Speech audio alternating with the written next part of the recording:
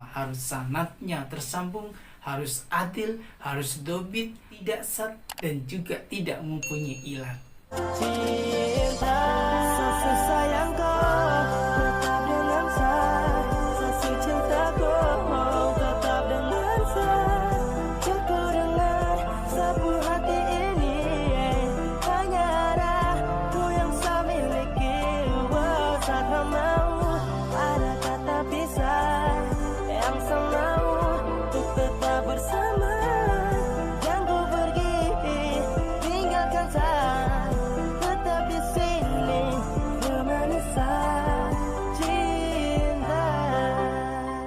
Assalamualaikum warahmatullahi wabarakatuh.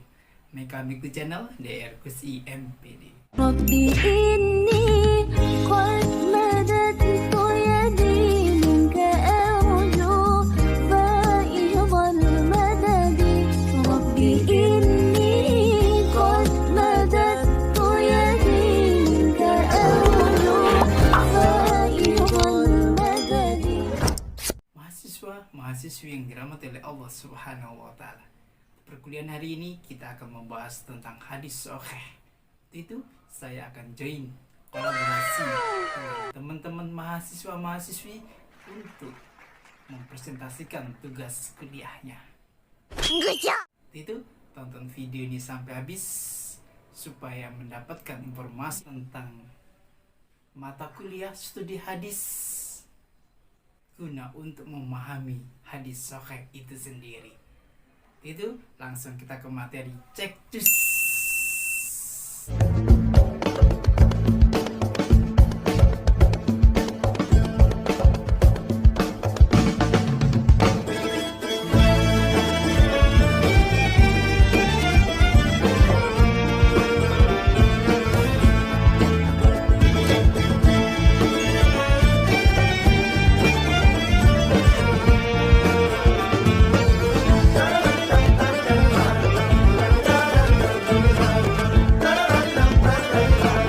Dukungannya jangan lupa subscribe, Like, comment, share. jangan lupa share juga ya. Tekan tombol loncengnya. Mahasiswa-mahasiswi yang dirahmati oleh Allah Subhanahu wa Ta'ala. Ketika kita bicara sebuah hadis sahih, maka yang ada di pikiran kita,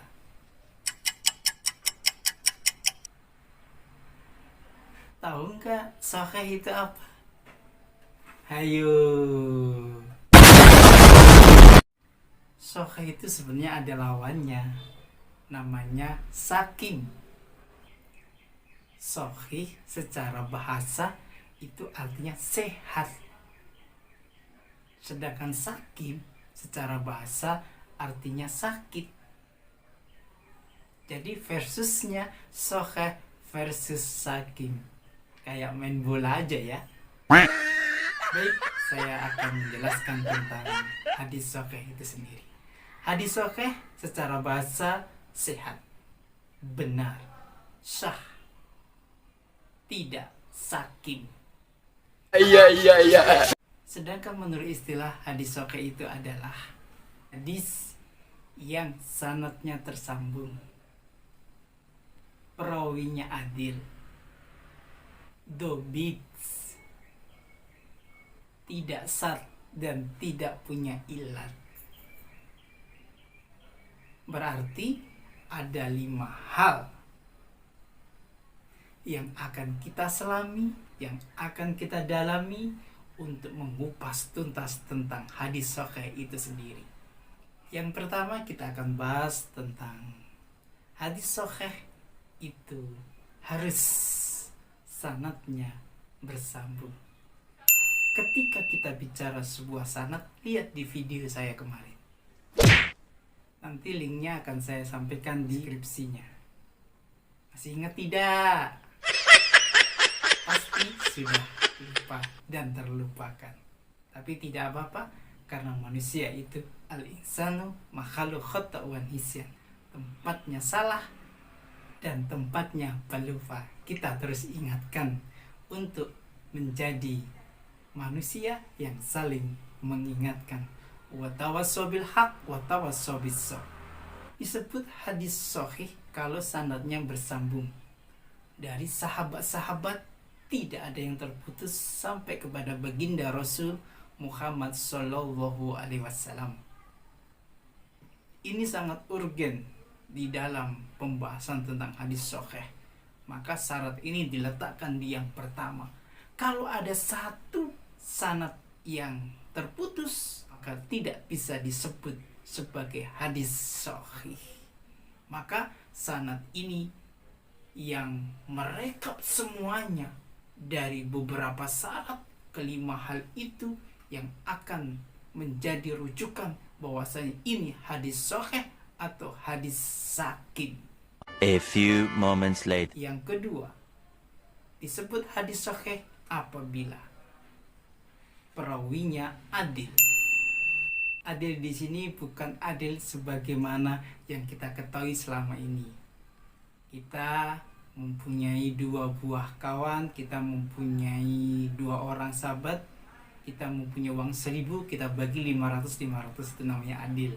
Adil di dalam pembahasan hadis itu berbeda. Adil itu cirinya ada 4. Yang pertama, dia harus Islam. Islam di sini dia harus baligh, harus sudah berakal. Kalau tidak baligh berarti tidak memenuhi persyaratan di dalam memahami, di dalam kriteria seorang yang adil dalam meriwayatkan sebuah hadis. Yang kedua, mukallaf. Mukallaf di sini mempunyai arti bahwasanya seorang periwayat hadis tidak boleh seorang yang ahli bid'ah dan ahli di dalam kemaksiatan, baik dosa kecil maupun dosa besar, menghindari perbuatan-perbuatan yang tercela. Tentunya yang ketiga, orangnya harus takwa kepada Allah Subhanahu wa taala. Takut kepada Allah dan menjauhi semua larangan dari Allah Subhanahu wa taala. Dan yang keempat adalah orang yang meriwayatkan hadis harus muru'ah, menjauhi perbuatan-perbuatan keji dan juga menjauhi perbuatan-perbuatan tercela seperti kemaksiatan, baik dosa kecil maupun dosa besar. Keempat hal inilah yang disebut adil di dalam syarat hadis sahih itu sendiri. Bedakan dengan adilnya di pengadilan atau secara umumnya di masyarakat. Inilah adil berdasarkan hadis. Yang ketiga adalah hadis sahih itu bisa disebut sahih ketika dia diriwayatkan oleh seorang yang dobit. Dobit di sini adalah orang yang kuat hafalannya, tidak pelupa. Orang-orang yang diberikan oleh Allah kelebihan berupa ingatannya. Tidak seperti kita yang hari ini hafal, besok lupa, besoknya lagi tidak hafal. Sahih membutuhkan seseorang yang mempunyai hafalan yang kuat, tidak pelupa. Dan yang keempat adalah disebut sebagai hadis sahih karena tidak syad, tidak ada kejanggalan, baik di sanadnya, baik di perawinya, baik di matanya, semuanya jelas, tidak ada sedikit pun kejanggalan dari struktur hadis tersebut. Dan yang kelima, yang terakhir disebut sebagai hadis sahih apabila hadis tersebut tidak mempunyai ilat sedikit pun. Ilat di sini adalah kecacatan. Sanadnya benar, baik, sesuai dengan persyaratan. Rawinya oke, adil, dobits, tidak sad. Inilah yang menjadi kesempurnaan sebuah hadis sahih itu sendiri.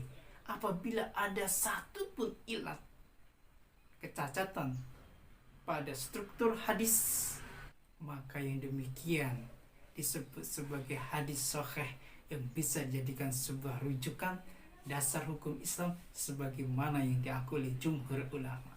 Itu kita dengarkan seorang mahasiswi yang cantik, soleha, dan cerdas untuk menyampaikan presentasi tugas kuliahnya berikut ini. Itu hadis sahih. Kata sahih dalam bahasa diartikan sehat, lawan dari kata as-sakin yang artinya orang yang sakit. Jadi yang dimaksud hadis sahih adalah hadis yang sehat dan benar, tidak terdapat penyakit dan cacat. Imam Al-Sayuti mendefinisikan hadis sahih dengan hadis yang bersambung sanadnya, diriwayatkan oleh perawi yang adil dan dhabit atau kuat hafalan, tidak syadz atau asing, dan tidak berilat atau cacat. Definisi hadis sahih secara konkret baru muncul setelah Imam Syafi'i memberikan penjelasan tentang riwayat yang dapat dijadikan hujjah, yaitu yang pertama, apabila diriwayatkan oleh para perawi yang dapat dipercaya pengamalan agamanya, dikenal sebagai orang yang jujur, memahami hadis yang diriwayatkan dengan baik, mengetahui perubahan arti hadis bila terjadi perubahan lafadznya, mampu meriwayatkan hadis secara lafadz, terpelihara hafalannya bila meriwayatkan hadis secara lafadz. Bunyi hadis yang dia riwayatkan sama dengan hadis yang diriwayatkan oleh orang lain, dan terlepas dari tadlis atau penyembunyian cacat. Yang kedua, rangkaian riwayatnya bersambung sampai kepada Nabi Shallallahu Alaihi Wasallam atau dapat juga tidak sampai kepada Nabi. Imam Bukhari dan Imam Muslim membuat kriteria hadis sahih, yaitu yang pertama, rangkaian perawi dalam sanad itu harus bersambung mulai dari perawi pertama sampai perawi terakhir. Yang kedua, para perawinya harus terdiri dari orang-orang yang dikenal sikat dalam arti adil dan dhabit. 3. Hadisnya terhindar dari ilat atau cacat dan syadz atau janggal. Dan yang keempat, para perawinya yang terdekat dalam sanad harus terjamin. Yang kedua, syarat-syarat hadis sahih. Yang pertama, sanadnya bersambung. Setiap perawi dalam sanad hadis menerima riwayat hadis dari perawi terdekat sebelumnya. Keadaan itu berlangsung demikian sampai akhir sanad dari suatu hadis. Dengan demikian, dapat dikatakan bahwa rangkaian para perawi hadis sahih sejak perawi terakhir sampai kepada perawi pertama yang menerima hadis langsung dari Nabi bersambung periwayatannya. Yang kedua, perawinya adil. Seseorang dikatakan adil apabila ada padanya sifat-sifat yang dapat mendorong terpeliharanya ketakwaan, yaitu senantiasa melaksanakan perintah dan meninggalkan larangannya, dan terjaganya sifat muru'ah, yaitu senantiasa berakhlak baik dalam segala tingkah laku dan hal-hal lain yang dapat merusak harga diri. Yang ketiga, perawinya dhabit. Seorang perawi dikatakan dhabit apabila perawi tersebut mempunyai daya ingat yang sempurna terhadap hadis yang diriwayatkannya. Menurut Ibnu Hajar al-Asqalani, perawi yang dhabit adalah mereka yang kuat hafalannya terhadap apa yang pernah didengarnya, kemudian mampu menyampaikan hafalan tersebut kapan saja manakala diperlukan. Yang keempat, tidak syadz. Syadz artinya janggal atau rancu, atau syadzus adalah hadis yang bertentangan dengan hadis lain yang lebih kuat atau lebih singgah perawinya. Maksudnya, suatu kondisi di mana seorang perawi berbeda dengan perawi lain lebih kuat posisinya, baik dari segi kekuatan daya hafalannya atau jumlah mereka lebih banyak. Maka perawi yang lain itu harus diunggulkan dan ia sendiri disebut syadz. Yang kelima, tidak berilat. Hadis-hadis yang cacat atau samar-samar yang dapat merusak kesahihan hadis dikatakan samar-samar karena jika dilihat dari segi zahirnya hadis tersebut terlihat sahih. Yang ketiga yaitu tingkatan hadis sahih. Perlu diketahui bahwa martabat hadis sahih itu tergantung tinggi dan rendahnya kepada kedhabitan dan keadilan para perawinya. Berdasarkan martabat seperti ini, para muhaddisin membagi tingkatan sanad menjadi 3, yaitu yang pertama, asah al-asanid, yaitu rangkaian sanad yang paling tinggi derajatnya. Seperti periwayatan sanad dari Imam Malik bin Ana bin Nafi'i Maula. Maula artinya budak yang telah dimerdekakan dari Ibu Umar. Kedua, ahsan al-asanid, yaitu rangkaian sanad hadis yang tingkatannya di bawah tingkat pertama di atas. Seperti periwayatan sanad dari Hamad bin Salamah dari Sabit dari Anas. Yang ketiga, An'af al-asanid, yaitu rangkaian sanad hadis yang tingkatannya lebih rendah dari tingkatan kedua, seperti periwayatan Suhail di Abu Salih dari ayahnya dari Abu Hurairah. Hadis sahih harus mempunyai 5 kriteria tersebut.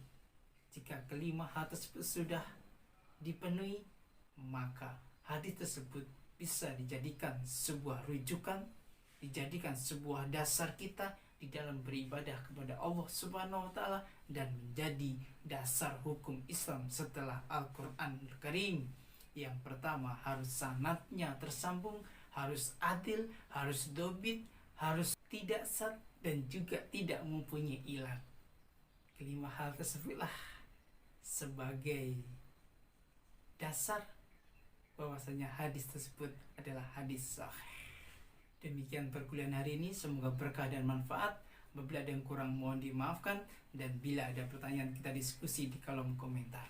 Billahi taufiq wal hidayah, waridho wal inayah, fastabil kharas, wallahu muwaffiq ila aqwamit thoriq. Wassalamualaikum warahmatullahi wabarakatuh.